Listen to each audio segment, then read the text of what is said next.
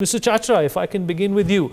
Well, you have been a crusader when it comes to skill development. You have often highlighted that the unemployment conundrum that India faces at this point in time has to rise up from the ground level. Do you think that this initiative has that propensity to change things around perhaps in the next 5 years? Because the number one complaint when it comes to the budget, when it comes to the economy, when it comes to other challenges in our country, are often grounded in the unemployment situation. Is this initiative going to help that?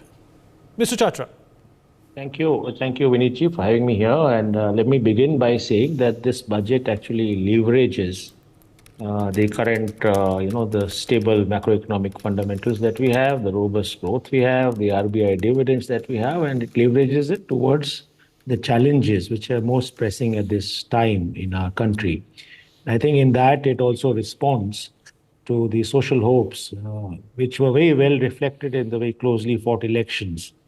And not just that, this budget to me, I mean, I'll get into a number of issues, but I'll begin with employment. But having said that, this budget gives a sense, and that's a departure from the previous budget, a sense of, responsiveness, a breadth of vision, and a direction of vision towards Viksit Bharat, and also resonates with what was released yesterday, the Economic Survey of India. So that's where I look at it. Now, the key focus, and I think there are two key focus areas in this budget, one of which you highlighted, employment, I'll come to that, and the other is rural India, agriculture, and issues pertaining to our countryside.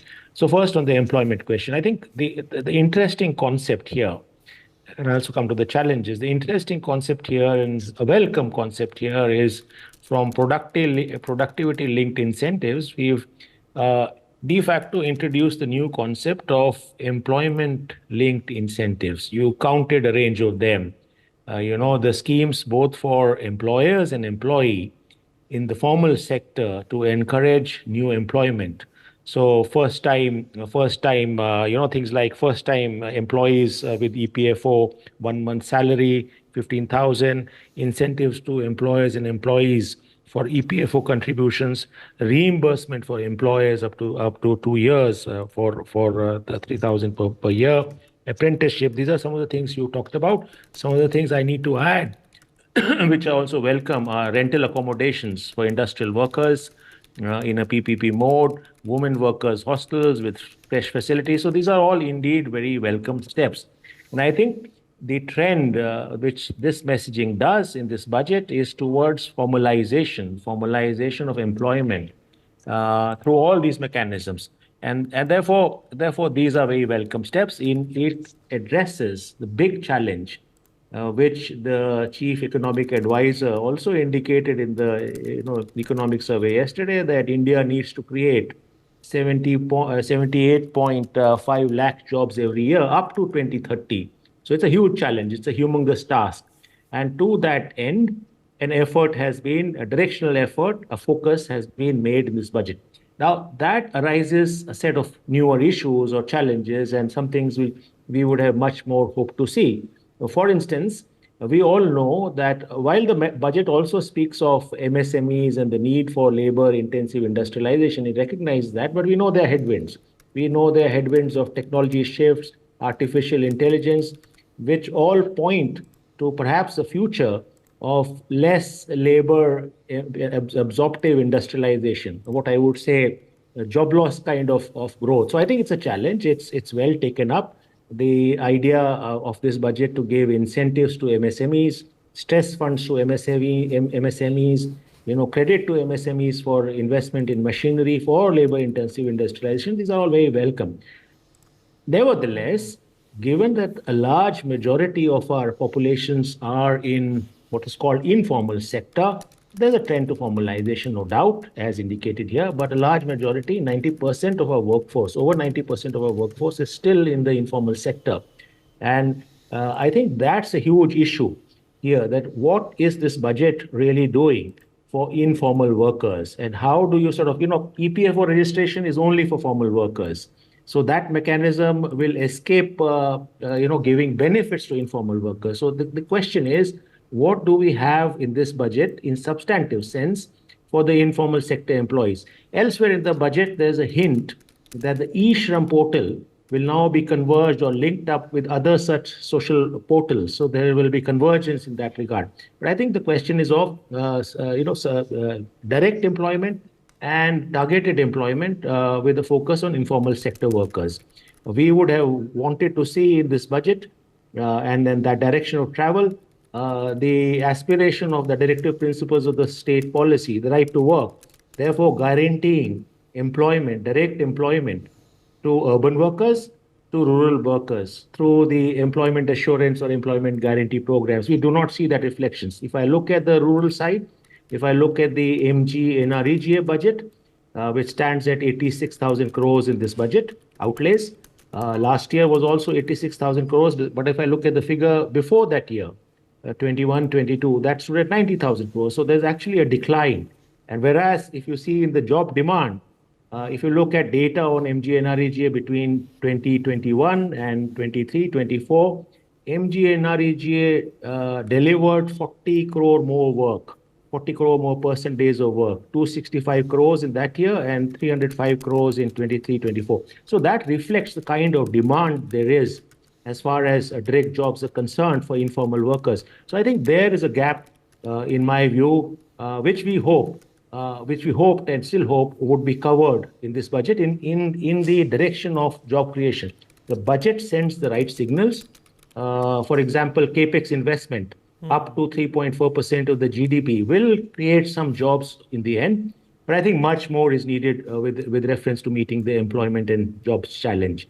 That's in the first instance, Vinitji. Mr. Chatra, there are 5 schemes that are going to focus on 4.1 crore population of the youth in our country, and it's going to be a 5-year plan, and it's got a budget of around 2 lakh crores, which is quite considerable. There is a comprehensive internship scheme that we're already talking about, in top companies over 5 years that the government is also going to focus on. The employment-linked incentive, including 1 month's wage support for first-time employees. I don't know how easy that's going to be in terms of its logistics and its compliances, is also being initiated. Women-specific skilling programs and increased workforce participation is also something that this budget is focused on. Isn't that something to celebrate, or do you think that there are still a few chinks in this armor? Thank you once again. And I think the first thing I want to say is what I like about the budget. I've said some things before, but I want to reiterate some other things. And what I want to say is that, this budget is definitely oriented towards inclusivity, and I think the message is for our large majorities in agriculture, in rural India, in our working populations, some of which you mentioned here. And I think that's what I like about this budget. Needless to say, as my previous panelist was saying, budgets are year on year. They indicate a direction of travel. So obviously you can't expect a miracle in 1 year. And I think it steps in the right direction as I see it. Of course, needless to say, many more corrections are needed. I'll give an example of the key focus of this budget beyond employment is rural India. So if you look at allocations towards rural India, 2.66 lakh crores, or for rural development, and 1.52 lakh crores for agriculture and what's called resilience, agriculture productivity and resilience. I think that's really welcome. Very, very interesting new schemes have been announced. 1 crore farmers for natural farming, 10,000 bioreserve centers, the idea of challenge funds for climate resilient agriculture research, the support to agriculture supply chains, which can ease logistics and which can, sort of give greater benefits. The interesting idea of a new cooperative policy, the national cooperative policy, I love it. And I would like to see the substance of it beyond the headlines. But similarly, the focus on farmer producer organizations, the question of digitization of land records, I think these are some of the very, very interesting ideas. Some of these are under rural development, agriculture and allied activities, and some of them are under the new transformations. But having said it, the question is, some issues have been missed out, and those are real issues on the ground. And I think the budget or the next budget can benefit from inclusion of those. For instance, we have a focus on natural farming. We will push and support 1 crore farmers for natural farming. The question then arises, how do you ensure a mechanism of what is called ecological valuation of their outputs so that they get higher prices, so that that produce is recognized and has a surplus value. Similarly, in rural India, in agrarian India, in allied sectors, fisheries, pastoralism, and so on and so forth, people on the ground are facing a huge backlash of what's called climate change. In terms of loss of wages, real loss of wages, in terms of rising expenditures that they have to incur, but also in terms of loss of habitats. So one would have loved to see a line introduced in under that in terms of what is loss and damage compensation, climate loss and damage compensation to affected families. So there are these kind of issues. Now, land records, digitization of land records, land use surveys, which are introduced in this budget, are welcome steps. But the real substance of land reforms is land redistribution, and that's missing. What is land redistribution? Giving land to the tillers. There are millions of agricultural workers, landless agricultural workers in our country. There are millions of what is called very, very marginal farmers in our country. So should this budget or should this direction of travel not be looking at land redistribution? That's not a new agenda, but it's a kind of arrested agenda, because that leads to the great social and economic transformation of the countryside. So yes, inputs are flowing. Yes, some people call it's raining in the rural India, but there are some fundamental issues which are missing. Let me go on to another one. Now, the question of all of these agricultural activities, the central question arises: how is the focus going to be on what is called landless workers, marginal farmers? So are they going to be at the center of it? Are the women-led transformation, which the budget talks elsewhere in another section, is it going to be central for this transformation? So how are we looking at promotion of beyond the headlines of women's skills?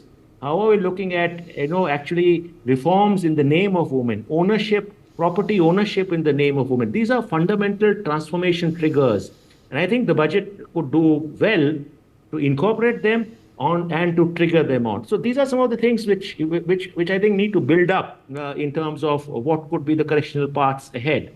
Since you say, this is also a feedback mechanism. Many things are welcome. Social justice, we need just to point another dimension.